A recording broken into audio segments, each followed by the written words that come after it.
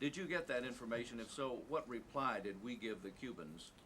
Well, we've told the Cubans over and over again that they should act with restraint in these situations, that they should obey international law. We hear a number of rumors of various actions they might take, and our consistent position with them is to remind them of the importance of their maintaining observance to international law. The actions that they took yesterday were not justified under any circumstances.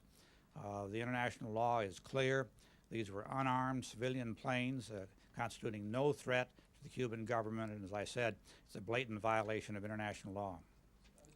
Would you rule out a military reaction of any sort to this? And when should we expect that the president will make his decision on how to react? As I've said, the discussion this morning presented a range of options that the president will consider.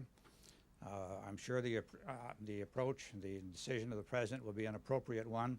I don't want to tie him down to a particular timeline, but we will take a reaction that is both appropriate and prompt. Is there concern that perhaps Cuba has perceived any sort of softening in U.S. policy toward Cuba that would have facilitated them doing something like this without thinking there would be serious repercussions? There's no basis at all for them having that perception. We've given them no indication that this kind of conduct would be tolerated. On the contrary, we've given them every indication that they'll be held to the high standard of international law. So nothing was done to indicate that this kind of conduct might be condoned, and I think our response will be a fully appropriate one.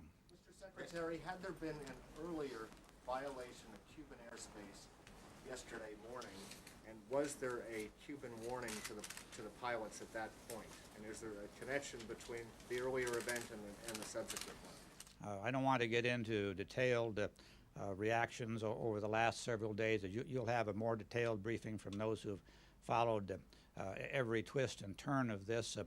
But let me go back to the central point that the conduct of the Cubans yesterday afternoon in shooting down these two aircrafts was totally unjustified, totally without justification. Is the United States going to take action on its own, or are we going to wait for the United Nations to come to some decision and follow what they say? We'll be consulting with our friends and allies about an appropriate action, but we'll also be considering actions that we can take on our own. We'll not limit ourselves to a multilateral action, but we'll be considering actions the United States can take on its own. Thank you very much. Let me just